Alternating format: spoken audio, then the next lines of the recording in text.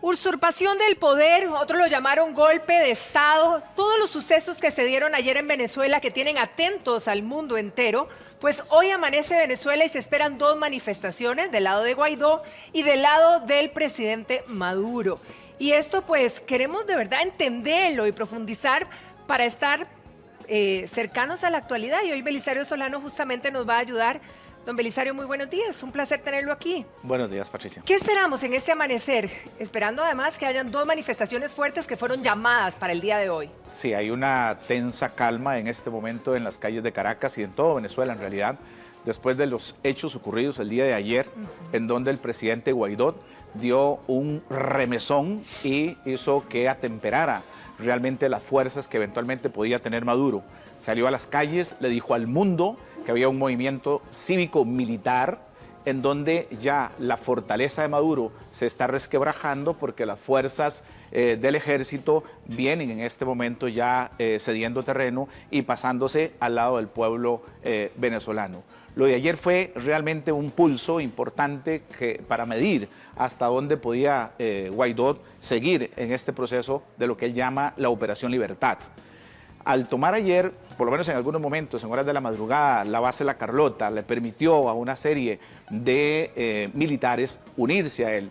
Y luego, a partir de ahí, con el momento en que deserta el jefe de la inteligencia de Maduro y liberan a Leopoldo López, se dio un mensaje al mundo en el sentido de que ya el pueblo y parte del ejército iban a encauzar la Operación Libertad hacia un destino que podría ser ya, en alguna medida, el principio del fin de lo que sería la dictadura de Maduro. Eso fue lo que pasó ayer, Patricia, y eso es lo que va a pasar en las próximas 72 horas. Hay que estar muy atento porque la noticia está definitivamente en las calles de Venezuela. Estuvimos pegados ayer a las noticias y a las imágenes que veíamos, y una de las que nos estremeció tremendamente es la que vimos del tanque atacando a los manifestantes.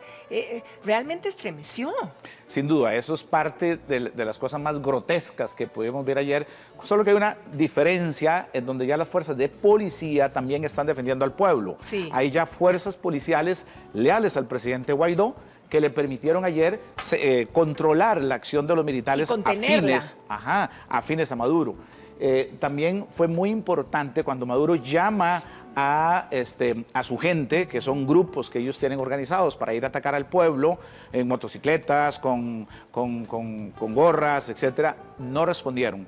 No tuvieron la capacidad de poder ir a atacar. ¿Por qué? Bueno, porque del lado del pueblo ya había una policía militar, ya había un grupo armado ya al lado del presidente Guaidó. Y eso hizo que pudiera disuadirse la acción de parte de esos grupos afines a Maduro. Fíjate que Maduro responde 15 horas después. Sí. Aparece en la televisión a eso de las 7 de la noche, hora de Costa Rica, 9 de la noche, hora de Venezuela.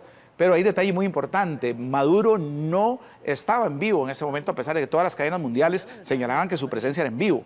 ¿Por qué? Porque hubo un momento en que su reloj se nota que eran las 6 de la tarde. Eso significa que hubo un periodo de 3 horas de grabación del discurso de Maduro, de la reacción de Maduro, precisamente para poder descontrolar a las fuerzas de Guaidó y no tener certeza dónde eventualmente podía estar el presidente Maduro en esta guerra estratégica que se va a jugar hoy en horas de la tarde y en las próximas 72 horas, en donde los objetivos tienen que ser ir apoderándose paulatinamente del control del ejército venezolano. Y vendrá una lucha muy importante, que es quién se hará de la base aérea de Maracay. La base aérea de Maracay, Patricia, es el punto estratégico más importante de Venezuela. Está en el centro de Venezuela y ahí un F-16, un avión F-16, en menos de 40 segundos, un minuto, puede perfectamente estar atacando el Palacio Miraflores, por ejemplo. Okay, a propósito, Belisario, ahora que hablas de fuerzas y de aviones, en este caso de ataques, pero digamos, y de estrategias, se decía que habían especulaciones de que Maduro en cualquier momento tomaba un avión y salía del país, pero que los rusos le hicieron un alto. Sabemos que aquí en este conflicto de Venezuela juegan intereses geopolíticos mundiales muy importantes, Estados Unidos apoyando al presidente Guaidó, Rusia, China y Cuba apoyando al dictador Maduro, y en algún momento el secretario de Estado Pompeo de Estados Unidos anunció al mundo de que efectivamente tenía noticias de Estados Unidos de que había un avión ruso en el aeropuerto esperando la salida del presidente Maduro y que por órdenes precisamente de los rusos lo hicieron disuadir y que tenía que quedarse en ese momento. Recordemos que las negociaciones van y vienen. ¿Por qué? Porque lo que trata la comunidad internacional, que reconoce 50 países, más de 50 países que reconoce al presidente Guaidó, es evitar una masacre. Y eso es lo que los organismos internacionales y la política internacional tiene que hacer en este momento en Venezuela, y ese es el peligro que se puede cernir cuando las dos fuerzas se polaricen y pueda haber un encontronazo con condiciones realmente nefastas para la población civil. Si hablamos de que el peso de las Fuerzas Armadas es determinante en esta situación, ¿verdad? ¿Cómo están los llamados? ¿Cómo si pudiéramos evaluar en dónde están las fuerzas militares de Venezuela en este momento? Hay una parte importante que está afín totalmente al presidente Maduro, por ejemplo, lo que tiene que ver con el tema de los coroneles que controlan la Fuerza Aérea. Controlar la Fuerza Aérea representa prácticamente tener el control de la situación. ¿Okay? ¿Por qué? Bueno, por lo que decíamos, por la posición estratégica de la base aérea de Maracay, claro. En donde está, porque controlan el espacio aéreo. Todavía ayer se dieron órdenes expresas a los aviones norteamericanos y aviones comerciales que no podían volar a menos de 26.000 pies de altura y que tenían un tiempo de 48 horas para abandonar el espacio aéreo venezolano.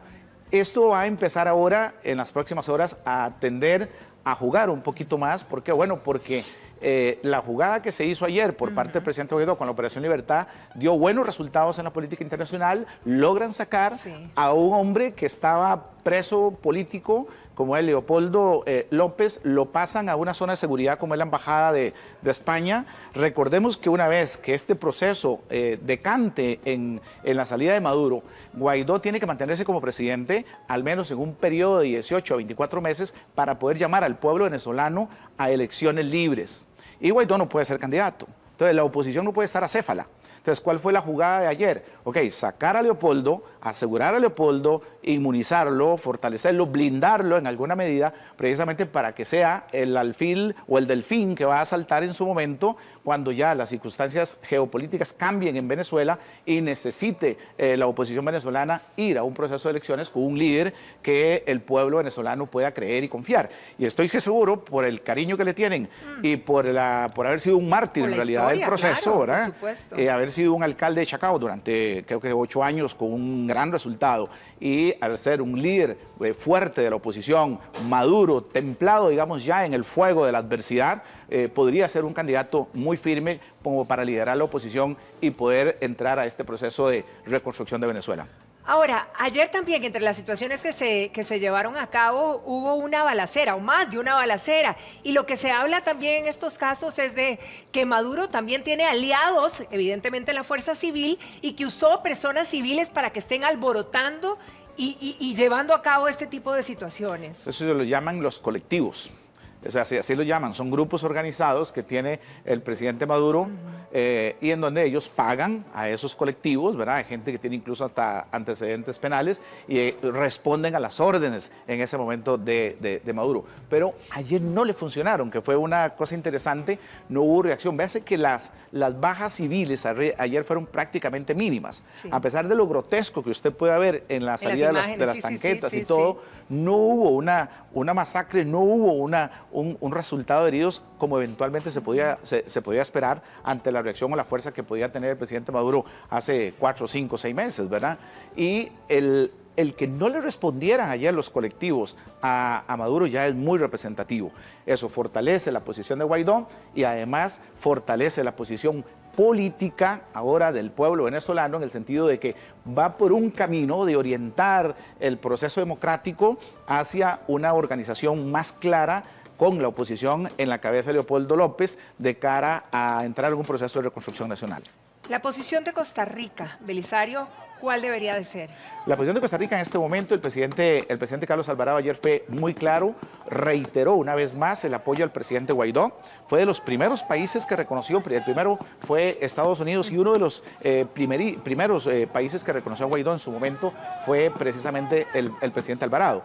Se ha mantenido. Ayer escuchábamos también al canciller Ventura reiterando la posición de Costa Rica, llamando al respeto de los derechos humanos, a buscar una salida negociada, a buscar con los instrumentos instrumentos internacionales que existen, como por ejemplo la Carta Democrática de la Organización de Estados Americanos, a buscar una salida negociada a este conflicto y que se respeten principalmente los derechos humanos y que se eviten las víctimas civiles, que es lo que a toda costa la política internacional está tratando de hacer para evitar una masacre allá en las calles de Venezuela. Que eso es lo que queremos todos y que vuelva la paz finalmente a ese país.